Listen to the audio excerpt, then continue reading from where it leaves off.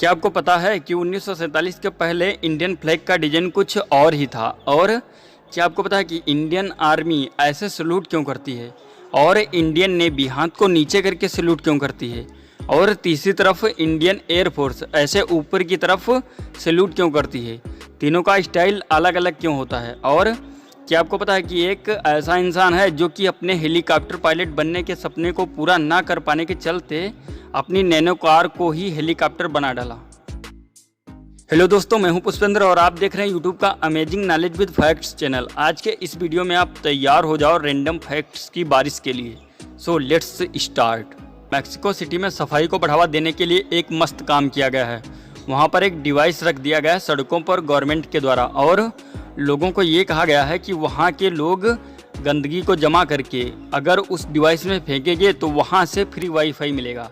जितनी ज़्यादा गंदगी को डालोगे उतनी ज़्यादा देर तक वाईफाई मिलेगा, वो भी 100 Mbps की स्पीड से। लॉस एंजलिस में एक पूरा का पूरा यूनिवर्सिटी है और उसमें केवल यही पढ़ाया जाता है कि how to be a Santa Claus and how to act like a Santa Claus and impress childrens. और आप ये भी जान लो कि एक प्रोफेशनल सेंटा क्लास की सैलरी महीने की 5 से 6 लाख रुपए होती है। बॉयज अपनी ज़िंदगी में 1 साल लड़कियों को देखते हुए बिताते हैं। मतलब जितनी देर वो लड़कियों को स्टेयर करते हैं उन सारे मोमेंट्स को ऐड कर दें तो 1 साल के बराबर होगा। बट लड़कियां अपनी ज़िंदगी में ऑलमोस्ट 10 साल ये सोचने में बिता देती हैं कि मैं आज क्या पहनूं, what to wear today. India का फ्लैग ये है, हम सबको पता है, पर 1947 में इंडिया आज़ाद होने के पहले इंडिया का फ्लैग कुछ और ही था। 1907 में इंडिया का फ्लैग कुछ ऐसा दिखता था। ऊपर 8 कमल के फूल थे और बीच में वंदे मातरम एंड नीचे चांद और सूरज था। एंड 1921 में ये फ्लैग था इंडिया का, और 1931 में द स्वराज फ्लैग आया जो ऐसा था। और लास्ट में 1947 में जब देश आज़ाद हुआ तब ये फ्लैग आया, हमारा प्यारा तिरंगा। क्या आप जानते हो कि बिहार के पूर्णिया डिस्ट्रिक्ट में एक गांव है जिसका नाम है पाकिस्तान, एंड पाकिस्तान में भी एक जगह है जिसका नाम है बिहार। अमेजिंग। ये नोटिस किया होगा कि Indian army, navy and air force ये तीनों अलग अलग टाइप से सैल्यूट करती हैं। इंडियन आर्मी जो नॉर्मल तरह से सैल्यूट करती है, नेवी हाथ को नीचे करके सैल्यूट करती है, और इंडियन एयरफोर्स 45 डिग्री के एंगल पे सैल्यूट करता है। इंडियन आर्मी की ये सैल्यूट देखकर हम लोग ये बोल सकते हैं कि हाँ ये नॉर्मल सैल्यूट है। इंडियन नेवी जो हाथ नीचे करके सैल्यूट करता है वो इसलिए ताकि वो अपने पाम को छुपा पाए, क्योंकि शिप में काम करते करते बहुतों के हाथों में ऑयल और ग्रीस लग जाता है। इसी को हाइड करने के लिए ये सैल्यूट रखा गया है। और जो इंडियन एयरफोर्स करती है उसकी स्टाइल कुछ ऐसी होती है, वो ऊपर आसमान की तरफ हाथ करके सैल्यूट करती है। इससे वो आसमान को रिस्पेक्ट देते हैं, क्योंकि वो अपनी ज़िंदगी का ज़्यादा से ज़्यादा समय आसमान में ही बिताते हैं देश की रक्षा करते करते। इंडिया की फीमेल्स पूरे दुनिया का 11% गोल्ड अपने पास रखती हैं। मतलब इंडिया में मौजूद जितनी भी लड़कियां हैं उन सबके सोने को मिला दें तो पूरे दुनिया का 11% होगा। USA, जर्मनी, स्विट्ज़रलैंड, इन तीनों के पूरे गोल्ड को एक में मिला दें, उससे ज़्यादा तो अपने देश की ये लेडीज़ रखती हैं। क्या आपको पता है कि रविन्द्रनाथ टैगोर जी जो कि इंडिया का नेशनल एंथम जन गण मन लिखे थे, वो बांग्लादेशी नेशनल एंथम आमार सोनार बांग्ला भी लिखे थे। Dates facts. World book of record के हिसाब से अमृतसर का गोल्डन टेम्पल पूरी दुनिया का सबसे ज़्यादा विजिट करने वाली जगह है, जहाँ पे हर 24 घंटे में 1 लाख से ज़्यादा लोग गोल्डन टेम्पल को देखने जाते हैं। इंडिया का फिल्म इंडस्ट्री इस दुनिया का सबसे बड़ा फिल्म इंडस्ट्री है। इस इंडस्ट्री में 350 करोड़ टिकट्स हर साल बेचे जाते हैं, एंड हॉलीवुड सिर्फ 260 करोड़ टिकट्स ही बेच पाता है। पूरी दुनिया का सबसे पुराना शहर, सबसे ओल्डेस्ट सिटी जो आज भी एक्टिव है, वो है वाराणसी शहर।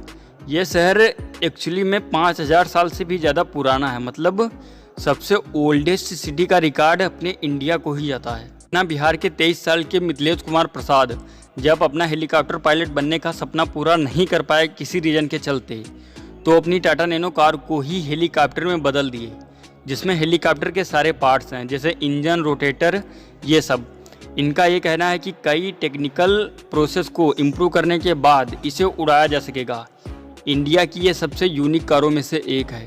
तो पता ही होगा कि बहुत सारे बड़े बड़े ब्रांड्स हैं, पर क्या आपको पता है कि इस दुनिया का सबसे ओल्डेस्ट ब्रांड, सबसे ओल्डेस्ट कंपनी इंडिया की है च्यवनप्राश।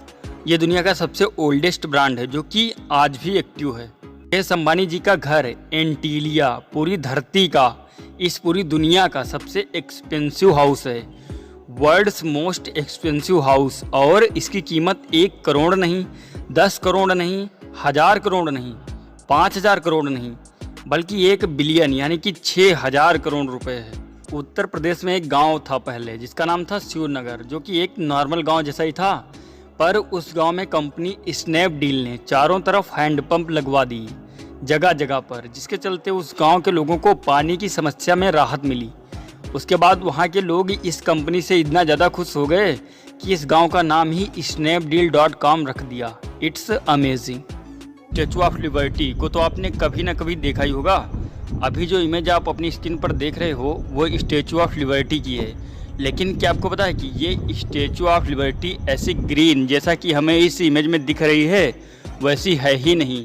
दरअसल स्टैचू ऑफ लिबर्टी को कॉपर से बनाया गया है, लेकिन ऑक्सीडेशन होने के कारण कॉपर ग्रीन कलर का हो गया है। दोस्तों, हर 100 में से 90 लोग ये बिलीव करते हैं कि बल्ब का इन्वेंशन थॉमस एडिसन के द्वारा किया गया है। बट क्या आपको पता है कि बल्ब को थॉमस एडिसन ने नहीं बल्कि जोसेफ स्वान ने इन्वेंट किया था। जोसेफ स्वान ने सबसे पहली बार कैमरे के फ्लैश के तौर पर बल्ब को इन्वेंट करके यूज किया था, पर थॉमस एडिसन ने उसे बस देर तक जलने के तरीके को इन्वेंट किया था। एक और ख़ास बात, थॉमस एडिसन ने जिस बल्ब को इन्वेंट किया था वो पूरा का पूरा उसी कॉन्सेप्ट पे काम करता था जो कि जोसेफ स्वान ऑलरेडी डेवलप कर चुके थे। क्या आप ये जानते थे? कमेंट करके बताना। क्या आपको पता है कि इंडिया में जो हम लोग संडे को छुट्टी मनाते हैं उसका श्रेय किसको जाता है?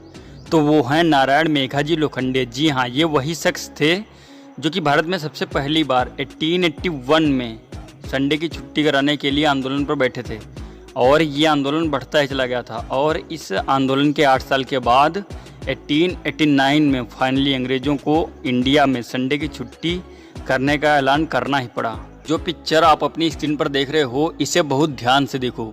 ऊपर ये हल्का काला कलर का है और नीचे हल्का वाइट कलर का है ना? वेल, ये दोनों कलर एक्चुअली में सेम है। आप इन दोनों के बीच में ऐसे अंगुली रखकर देख सकते हो। देखो, अभी रखकर देखो, है ना? दोनों एक ही कलर, बट अंगुली हटाने पर ऊपर वाला काला दिख रहा है और अंगुली रखने पर सेम दिखते हैं। एक्चुअली में ये एक साइंटिफिक इल्यूज़न है।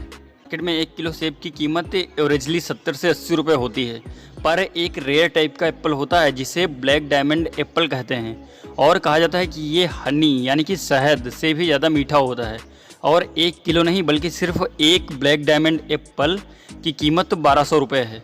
पाब्लो एस्कोबार इस दुनिया के सबसे अमीर इंसानों में से एक थे। ये असल में नशीली चीज़ों के डीलर थे, जिससे इन्होंने इतना बड़ा एम्पायर खड़ा किया था कि इनकी संपत्ति $13 बिलियन यानी कि करीब 2,14,000 करोड़ रुपए थी। और ये गजब तरह के इंसान थे। एक दिन ठंड का समय था और लकड़ी जलाने के लिए ख़त्म हो गई थी, और इनकी छोटी सी बेटी ठंड से काँप रही थी, और लकड़ी आने में कुछ घंटे बचे थे, तो इन्होंने जो घर में रुपए पड़े थे उसे ही जलाना शुरू कर दिया।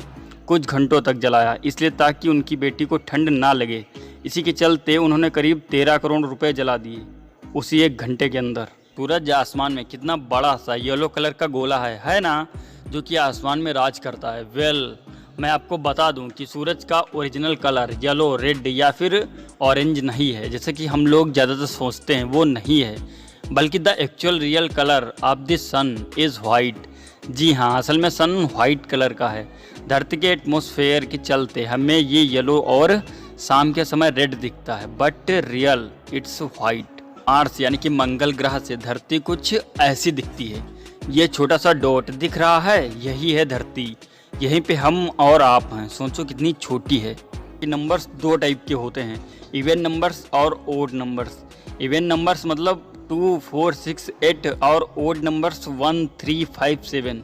तो फैक्ट ये है कि जितने भी ओड नंबर्स हैं 1, 3, 5, 7, इनको जब आप लेटर्स में लिखते हो तो हर एक ओड नंबर के लेटर रूप में ई जरूर आता है, और आप जितनी भी ओड नंबर्स ले लो उन सब में ई वर्ड्स जरूर आएगा।